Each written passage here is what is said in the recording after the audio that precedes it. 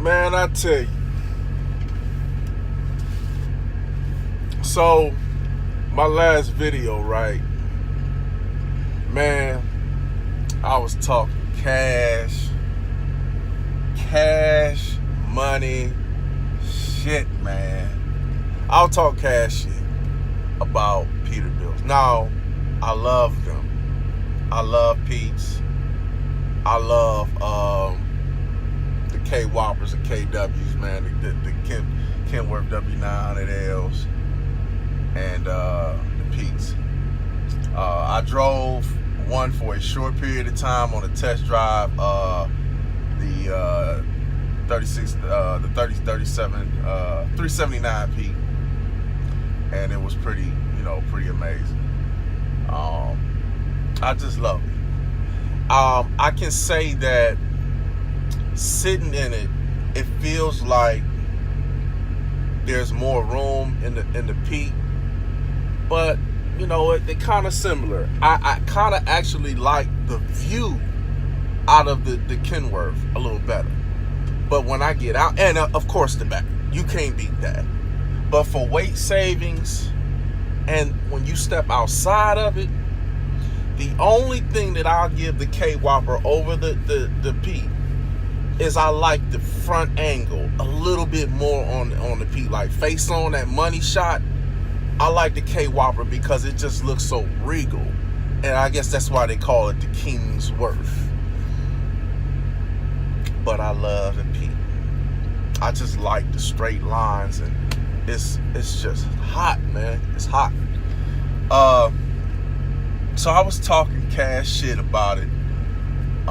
Basically saying like, the turning radius and all of that, which is true. Now, I heard ride quality, durability, build quality, particularly with the 379s versus the newer ones. I think they're 389s now.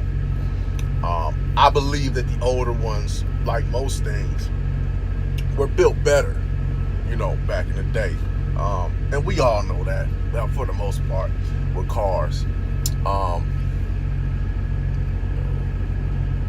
gonna have to go ahead and jump off this because I just seen it's time for me to bid on this load for my direct shipper. But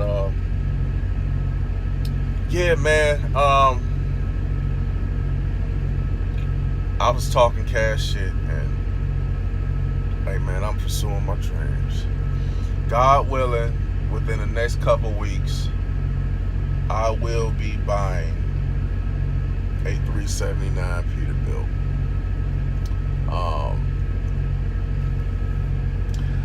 I was going to get one, a 1999, just to like escape the law, but man, I've been having my way, and I've been able to run and make decent money and hey, do what I have to do under personal conveyance, okay? But I ain't really been, having to run like crazy, and I still been making my bread. Is when I say crazy, like cheating time or whatever. I ain't ever had to do that for real. So most of the stuff that I do is all logged under personal conveyance, and I'm Gucci, so I'm really not bugging off of it. You know what I'm saying? It ain't really affecting me like that. Now, I guess if I was with a company, then yeah, because you make one little move, it's recording you. At least on your own, man, you able to, you know what I'm saying? You ain't got to answer to nobody, man. You know what I mean? So, but I went with a 2001 379 Pete. That's the extended hood.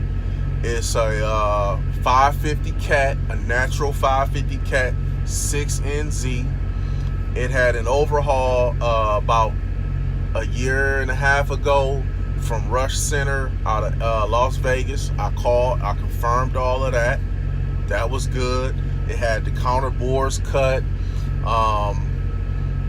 from liner protrusion, because at a certain amount of miles, and I'm not about to get all technical, but I'll tell you one thing, man. If you in this trucking game, and there's a lot of guys who speak about this, and I will attest to the fact of how important it is to understand your equipment and just have an understanding of what you're doing, so that you are more aware and of any, preventative maintenance and things of that nature that you need to be up on, man. So you got to stay up on game. And I'm not gonna sit here and say that I'm like a guru on this at all, man. Not at all. Okay. So there's a lot of learning, to be done. But as much as I do not know, I do sometimes get blown away, and I'm sure it's guys that be blown away by my ignorance. I don't have the best English vernacular, all right. But some guys don't even know what their rears are. I've met owner-operators, at least they say they are, and hey, man, it's a nice truck. What's your rears? What's your gear ratio? I don't know. Oh, okay. And I didn't even want to, keep prying, man. But yeah, man, that's just what it is. So I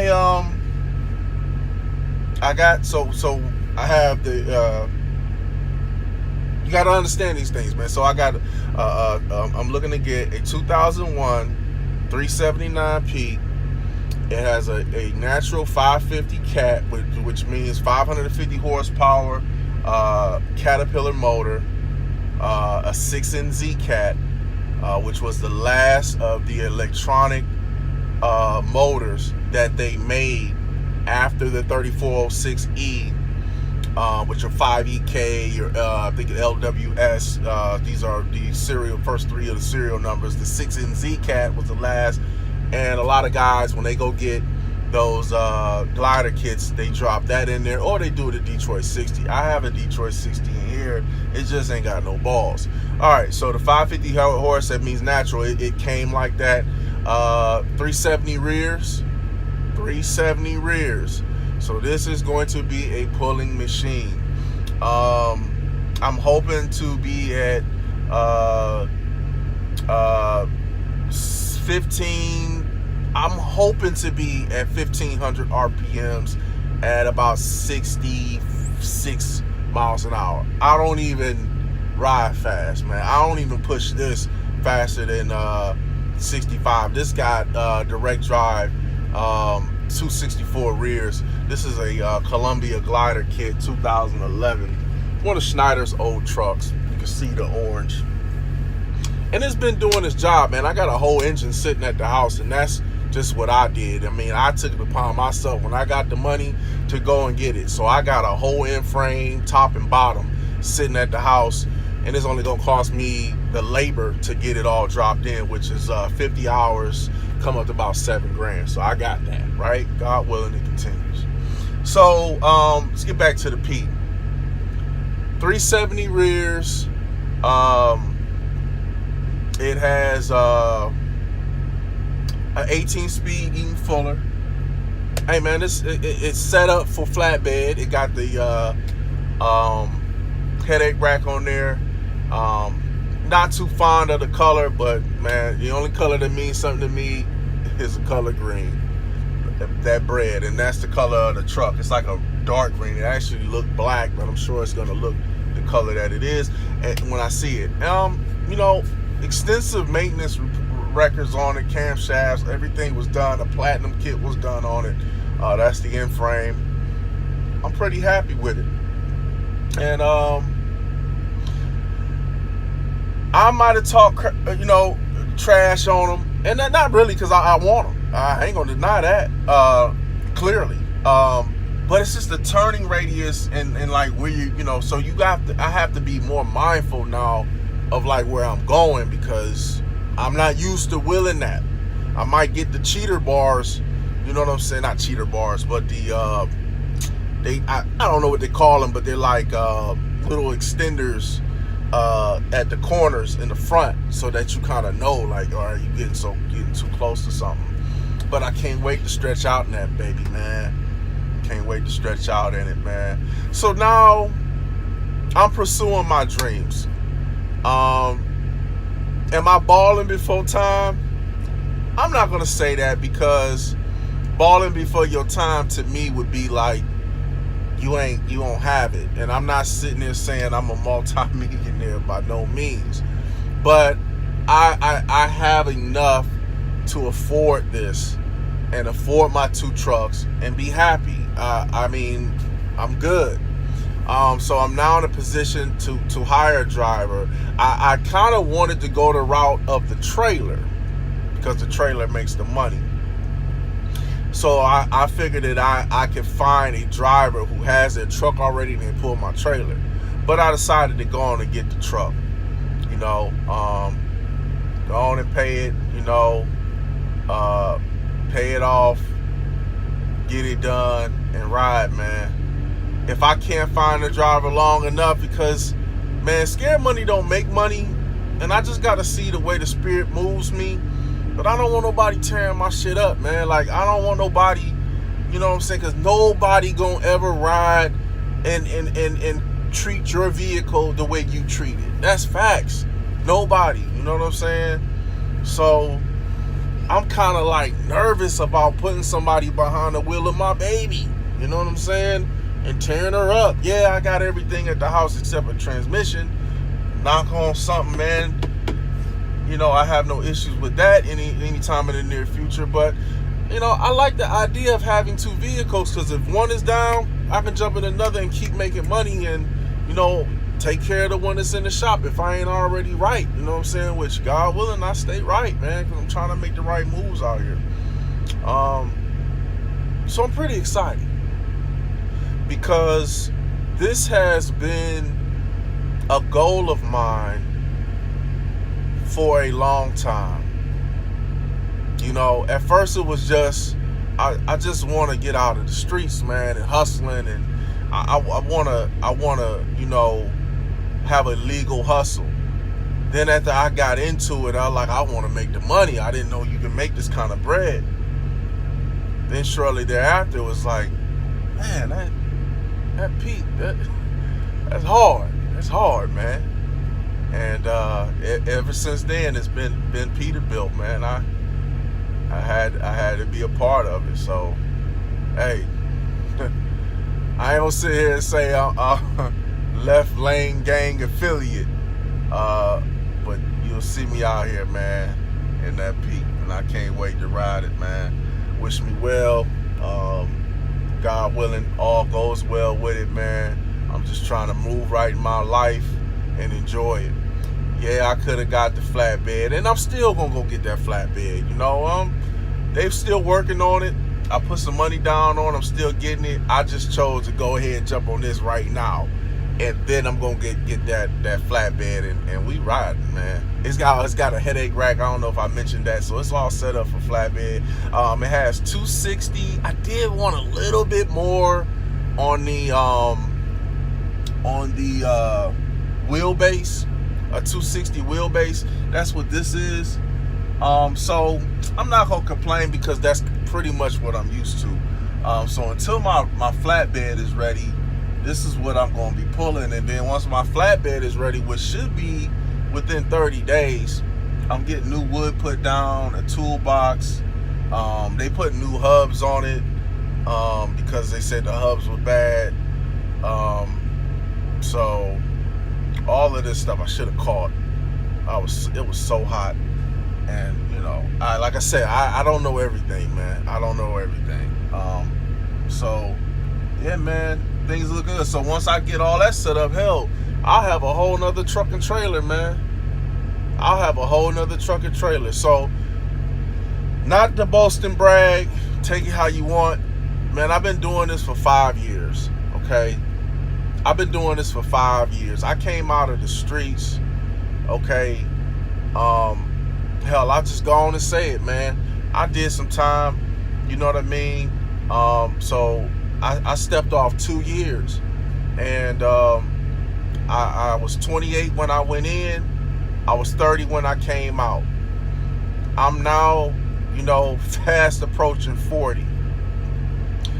When I got out, I didn't straight away go to truck school. I tried some other things, man, because I just tried some other things. Trucking wasn't on my mind, and then I was introduced to it again, and that's a whole nother story, but I was introduced to it again, and I finally went ahead and did it. But there were a lot of obstacles, man, and along the way. And hell, man, this is gonna be a long video, but somebody may want to hear this, okay? Because I know during the time when I was starting, I was depressed. Listen, we all deal with depression, hell, bipolar, schizophrenic. Trust me, we all have some crazy thoughts. I want to kill this motherfucker. We all have some thoughts, right? We all do. It's about how you handle it. It's all about coping. We don't all need to take a pill to chill, all right? We don't all need to smoke, drink and all that. Some of us do, some of us don't. Whatever, it's all about coping. But let me just give you the story, man. Just in the streets, you know what I'm saying? Doing what I do in the streets, all right? Ended up going to prison, did my 2 years. I turned 30 in the joint, and I'm like, wait a minute, I'm looking around, and the COs is like 18, looking like my, they can be my son. You know what I'm saying? Now I'm turning 30, but they young, man. They younger. I know they're younger than me, telling me to when to eat, sleep, and shit. Oh, can I use the bathroom? Man, I never want, man. That wasn't my thing, man. Oh, fuck. Okay, yeah. This is all my deal going on. All right, so that was my thing. So I said, man, bump this. We ain't doing this no more. I get out. I ain't know what the hell to do. Now, true story. The dude I was like that was next to me in the joint, white cat, I forget his name. He was a truck driver, and he loved it, man. This dude had a semi truck on his back. I don't know what he was in there for. You know what I'm saying? He had a semi tatted on his back. The dude was so official in his knowledge and what he knew, he went to the joint and started a class of trucking. Now, mind you how things come to you in threes. So this dude was hollering at me, right? All right, boom. So he's sitting next to me, man. I hear him telling all these stories about trucking and his life and the money he made and yada yada. Dude, slid me the book. Hey, check this out. I'm like, man, that ain't really. I don't know what I'm gonna do, but that ain't one of them, right? Same with the malarkey. I don't know what I'm gonna do, but it ain't that. You know what I'm saying? My brother was in there too, right? It's just in our blood, right? So he was in there. He in there still running the same game. What's up, man? You trying to hit this blunt? Little penitentiary, man. Y'all, hey, you ain't y'all did any time. Penitentiary joint penners, man. Bruh, you take a. Man, I ain't about to. I mean, just man, I find something. It's comical. You know what I'm saying? Hey, here you go. This it. And I know we gonna get back to the story, but hey, here you go.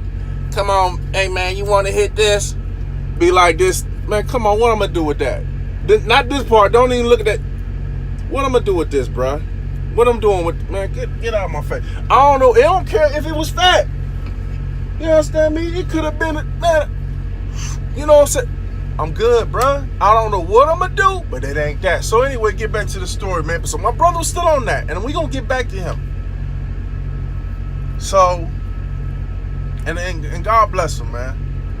So I finally get out, touchdown. I don't know what the hell. I'm dealing with photography. I'm doing all kinds. And ain't nothing really hitting on shit. So I'm like, damn, what the hell I'm gonna do? Alright? Person came to me like, hey man, you like to drive? Why don't you do truck driving? I'm like, man, it's crazy, cause there's a dude that was in a joint that used to try to get me to get into the class and everything. And I'm like, man, that ain't what I'm trying to do. That was the second time. Second time he came to me. I'm like, nah, that ain't what I want to do. Reminds me of the story of God, the man in the boat, oh God, help me, Jesus, help me. God sent a boat his way, the house flood, and y'all know the story, right? But anyway, came in threes, man. So basically, sometimes you looking for what you looking for, but that ain't what you looking for. It's coming to what you looking for. It's coming to you, but you so like focus on what you want to see that you don't even see the blessing in front of you. The story of the man in the house in the flood and the water's gone. The water gets up to his neck. Oh, Jesus, come help me, save me. Boat come around. Hey man, come on, jump in. He's like, no, I'm waiting on Jesus. Helicopter, no, come on, man, wait. No, I'm waiting on Jesus. He finally died, right? Go to heaven. Jesus, why didn't you come save me? He said, fool, I sent you a helicopter in the boat. So, after the third time happened, you know, I was dealing with this person, and this particular, you know, young lady at the time, and she was like, "It's two things I see all the time in the paper: truck driving and nursing and truck driving." I said, "Man, this is the third time." I said, "All right." She gave me the same book, that little study pamphlet that they give you for your test, that dude gave, the same damn book. So you know, I'm feeling like, damn. All right, this third time, man. All right, I'm about to do this. So I went and did it. Tried to go to school. One thing that was in my way was, we ain't even got to the felony yet, was I had already had student loans from when I went to college. And I still owed on them. So I thought, man, all right, it's a wrap. I still wasn't going back to the streets, though. I ain't know what I was gonna do, but I wasn't gonna do that. And so that came up, and I'm like, man, what I'm gonna do? So I ain't give up, man. I was like, I'm about to do this, man. I'm going to do this. When you set your mind out to do something, you're gonna do it, man. So power to mind. So I got not an economic hardship. I had ended up getting a deferment. Got a deferment. No, it wasn't a deferment. I consolidated it. I'm saying all this crazy stuff. I consolidated the loan, which allowed me to go get another one. Some kind of way, some kind of how. So it worked. I went back to school. Now I'm in school. Get to school. Class of about 20. Guess who comes to the class? My right-handed guy. I'm going to tell you what God loved. The dude that was in the penitentiary with me. I swear. He's sitting in the classroom. I'm like, wow. He like, wow. Thought you wasn't on it. Thought I wasn't either. So we there. He ended up leaving. And I don't know what happened. Was it the record? I don't know what had happened. Okay, but he didn't stay the whole course. And it's sad because this dude, he was teaching it in the joint. So why would he get kicked out? I don't know. Man, so I'm in a class of about 20. It started dwindling down. And once we got to the core group, it was probably about 12 of us left. And out of that 12, I was the only one that did not have a job lined up for me. Why? Because of that felony. Yep. Man, it touched me to the core. I tell you, the first thing, I rewind because I forgot a hurdle that I had to get over, the emotional hurdle. An emotional hurdle, a spiritual hurdle, because there's no hurdle. Christians, we as Christian people, I know Christian people, I'm just more so spiritual, but I know a saying in the Bible, or a saying, well, we serve an awesome God. The spirit of devotion and dedication and focus is awesome, man. It's powerful. Call it God, call it whatever you want. When you get your mind geared to do something, man, it's nothing that can stop you. All right, so when I first started and I went there, I got over I got the loan, but then the school wouldn't accept me. Why? Because of that felony. They said, you have a felony, and we don't want to waste your time or ours. We have a high placement. Basically, what they're saying is, we like a 95% placement, which means 95 of our students, 95% of them get placed at a job. And basically, we don't want you fucking that up. We don't want to waste your time and waste ours. So what I had to do was get a pre-hire.